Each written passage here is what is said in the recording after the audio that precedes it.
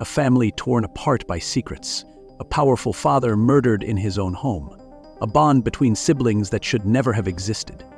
As Detective Clara Hayes peels back the layers of deception, a chilling truth emerges, one that someone will kill to protect. Stay with us until the final revelation, where nothing is as it seems. If you love gripping crime stories, don't forget to like, share, and subscribe. Your support helps us bring more thrilling tales to life. The story begins in Victor Blackwood's study, a room steeped in shadows, where time itself seems to have stopped. The heavy curtains are drawn, blocking out the moonlight, leaving only the dim glow of a flickering desk lamp. The scent of old leather lingers, mingling with the sharper tang of gunpowder and the unmistakable metallic sting of blood. Papers are scattered across the polished mahogany desk, some stained crimson. At its center, Victor's lifeless body is slumped forward, his forehead resting against an unfinished letter, his hand still gripping a pen. A single gunshot wound to the temple suggests a grim conclusion, but Detective Clara Hayes isn't so easily convinced. She scans the scene, her sharp eyes catching inconsistencies. A detail here, a misalignment there. The angle of the gunshot doesn't add up. The weapon, resting too neatly by his outstretched hand, looks placed rather than dropped. Most troubling of all is the faint, lingering scent of perfume.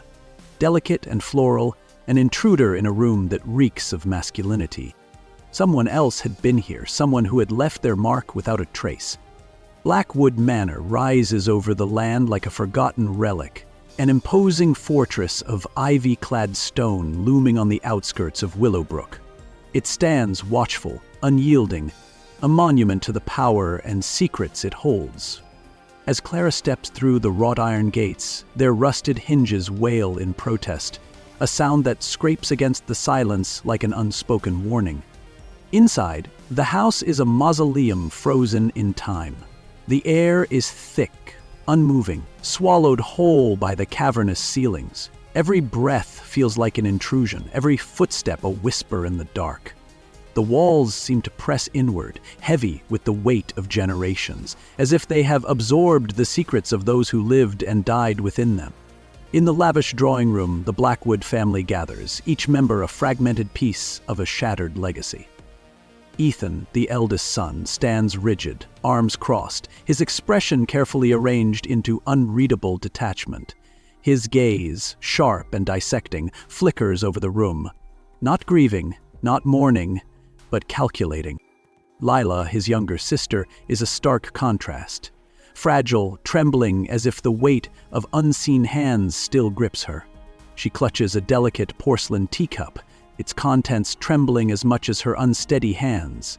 Her eyes, hollow and unfocused, are lost in a place no one else can see. Margaret Blackwood, the matriarch, sits with perfect posture, her fingers idly tracing the intricate embroidery of her dress. Her face is a mask of cold indifference. If she grieves, it is buried beneath decades of discipline. A scandal is far more troubling than the loss of a husband.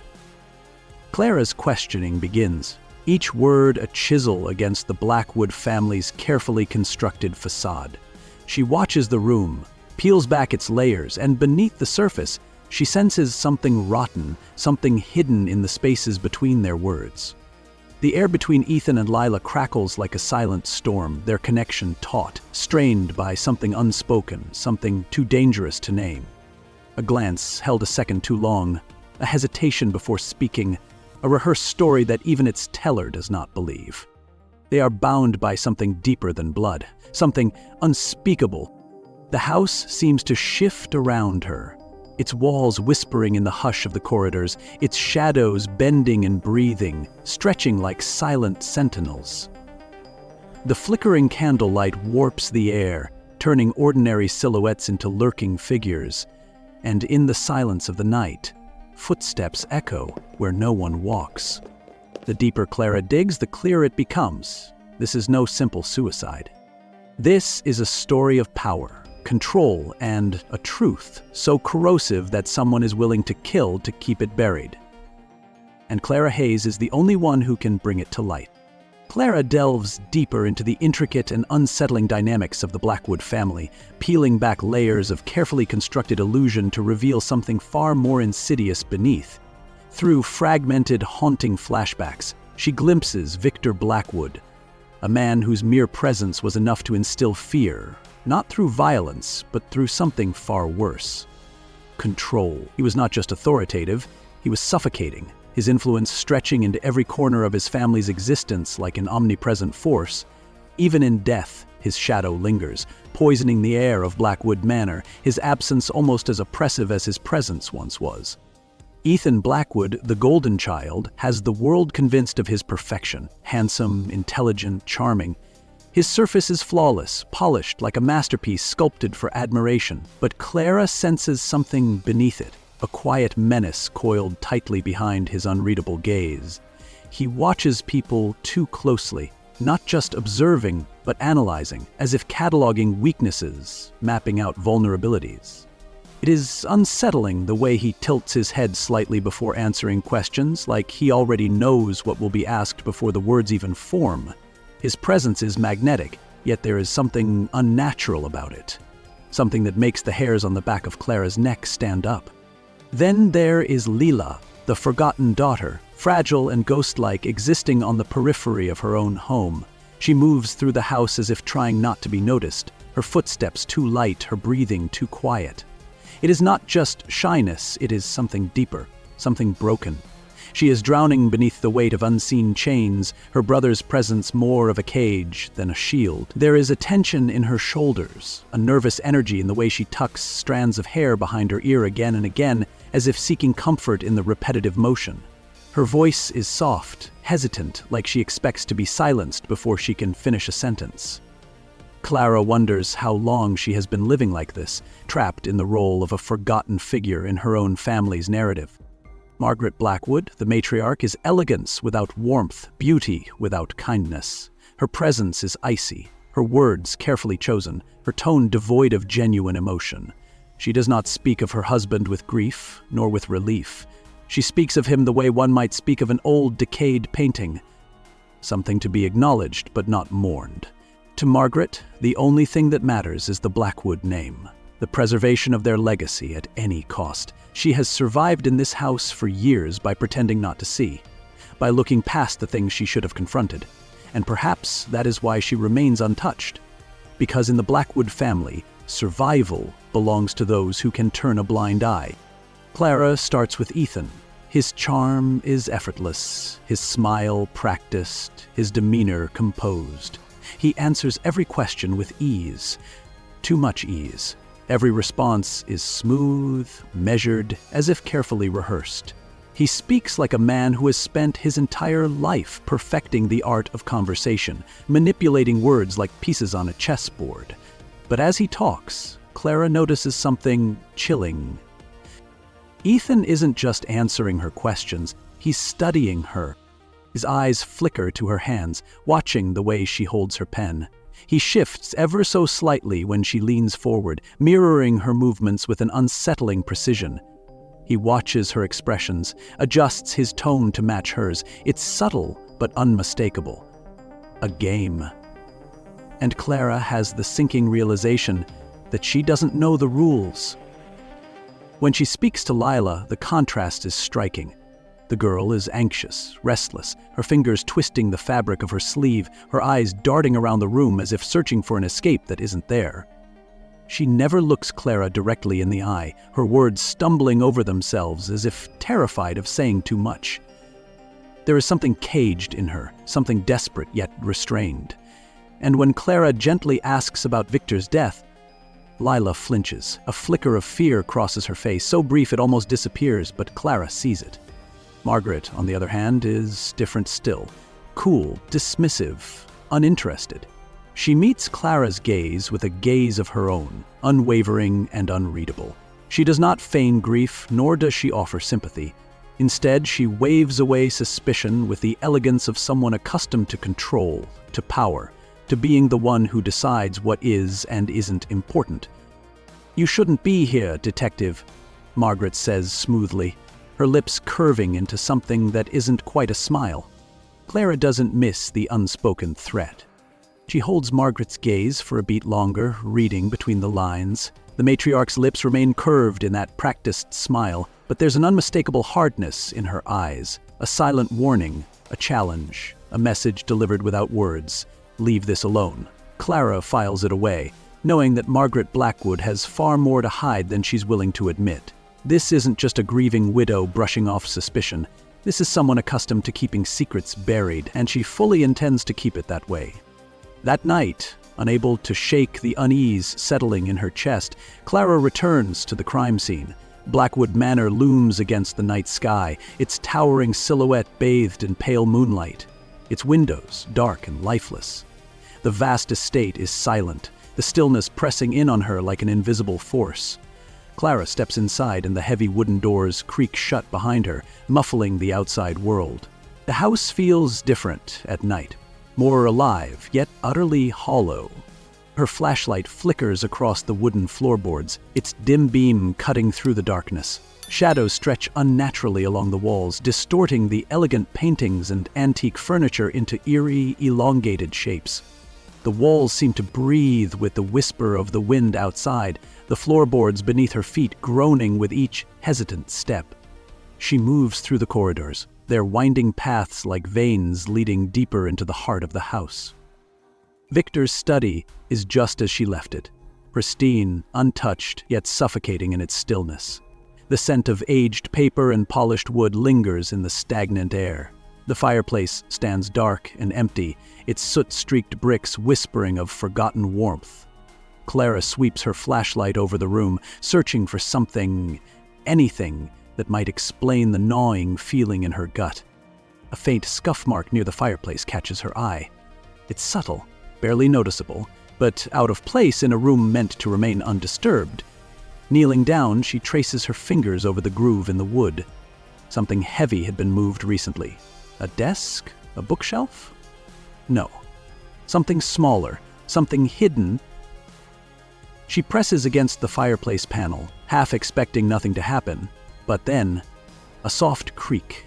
The panel shifts, revealing a hidden compartment. Clara exhales, steadying herself before reaching inside. The space is narrow, just deep enough to conceal something meant to stay forgotten. Her fingers brush against leather. A book. Pulling it out, she realizes it's a journal. Victor Blackwood's journal. The cover is worn, the pages brittle beneath her touch. She flips through them, her breath catching as she takes in the sharp, frantic handwriting. The entries start mundane, business dealings, family affairs, a methodical record of a man obsessed with control. But then the tone shifts. The words grow sharper, more desperate. The final entry makes her blood run cold. Ethan is more dangerous than I ever imagined. If anything happens to me, you must understand, it was him. It was him. Clara exhales sharply, the weight of the revelation settling over her. This was it, the last piece of the puzzle, the truth buried beneath layers of deception. She tucks the journal into her coat and rises, pulse quickening as she turns toward the door, and freezes. Ethan is there, standing in the shadows, watching her. His smirk is gone, stripped away like a discarded mask. What's left is something raw, something unhinged. His eyes glint in the dim light, unreadable, predatory. For the first time, Clara sees him without the charm, without the carefully crafted facade. There is no pretense now, only truth. And the truth is terrifying. The tension snaps like a coiled wire. Ethan moves first, lunging toward her with a force that sends a chair skidding across the floor. Clara reacts on instinct, dodging to the side just in time. He crashes into the desk, scattering papers, knocking over a lamp. The bulb shatters, plunging the room into flickering darkness. The only light now comes from her flashlight, rolling across the floor, casting erratic shadows. Ethan scrambles toward the hidden compartment, fingers clawing for the journal, but Clara is faster. She grabs his arm, twisting it behind him in a practiced motion. He snarls, thrashing against her grip, but she holds firm. "It's over, Ethan," she breathes, securing the cuffs around his wrists with a sharp click. "You controlled everyone, but you won't control this. For a moment, Ethan is still. Then, slowly he tilts his head, a small, eerie smile curling his lips. "You think this is over?" he murmurs. There's no anger in his voice, just amusement, as if he knows something she doesn't. The rest happens in a blur. Officers flood the manor, their voices echoing through the once silent halls. The weight of the night settles in Clara's bones as she watches Ethan being dragged away, his hands bound, his face impassive. At the foot of the grand staircase, Leela stands motionless, watching. Ethan passes her, his smirk returning, slower this time, calculated, a final message, a final act of defiance. But Leela doesn't look away. She doesn't shrink under his gaze. She simply turns her back on him. And for the first time in years, she is free. In the weeks that follow, Clara helps Lila transition into her new life, a life no longer dictated by the suffocating grasp of the Blackwood name, by corridors filled with whispers, by the ever-present weight of unseen eyes watching from the dark.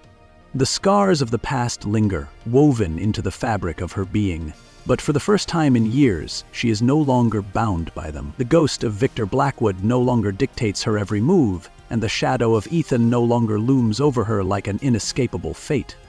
Lila moves into a small but comfortable apartment on the outskirts of the city, a far cry from the grand, lifeless halls of Blackwood Manor. The silence here is different. It isn't heavy with secrets or haunted by memories of the past. It's peaceful. She takes slow steps into this new existence, learning what it means to make choices for herself. She starts painting again, her canvas no longer filled with muted tones and fractured lines, but with color, with light. It is a tentative step toward healing, but a step nonetheless. Clara visits often, checking in, making sure Lila knows she is not alone. They sit together in the small kitchen, sharing coffee and conversation, their words no longer laced with fear and uncertainty, but with cautious hope. One afternoon, Lila hands Clara something, a small sealed envelope, yellowed at the edges. "It's the last thing he ever sent me," she says, voice steady. "Never opened it." Clara hesitates, but nods. Lila doesn't need to read Ethan's words. She already knows all she needs to. The past will never fully leave her. It lingers in the quiet moments, in the echoes of footsteps down empty hallways, in the weight of things left unsaid, but it does not control her anymore. As Clara drives away from Willowbrook, she glances in the rearview mirror, watching the Blackwood estate fade into the horizon. The towering silhouette of the manor stands stark against the dusky sky, its windows dark, hollow. Once, it had been a prison for those who lived within its walls. Now, it is nothing more than an empty house filled with the ghosts of a family that destroyed itself. The case is closed. The truth has been uncovered, but the echoes of it will remain. Secrets always do. She grips the wheel a little tighter, feeling the familiar weight of determination settle in her bones. There will always be another case, another puzzle to solve, another mystery lurking just beyond the veil of the ordinary. The world is full of hidden darkness, of whispered lies, of stories waiting to be unraveled, and she will be there to uncover them. In a stark courtroom filled with the murmur of anticipation, Ethan Blackwood sits across from Clara, his hands shackled, his face a mask of cold indifference, but his eyes burn with something else, something deeper, something unraveling beneath the surface. The polished facade he had once worn so well is cracking, revealing the raw, desperate truth beneath. "You act like she wasn't willing," he sneers, his voice low, edged with something almost manic. "She wanted him gone as much as I did." Clara doesn't flinch. She meets his gaze, steady and unyielding. "No, Ethan, you wanted freedom. Leela just wanted to survive." For the first time, something flickers across Ethan's face. Anger, desperation, and then something else. Fear. His composure wavers, his fingers curling into fists as he shakes his head. "You don't understand," he snaps, his voice breaking. "He controlled everything. There was no escape. I had to do something." Clara doesn't look away. "And now you'll face the consequences." She steps forward, her voice calm but firm. "Ethan Blackwood, you're under arrest." The courtroom is silent, the weight of the moment pressing down like a closing door. And then Lila steps forward. She reaches into her coat pocket and pulls out an unopened envelope. Ethan's prison letter.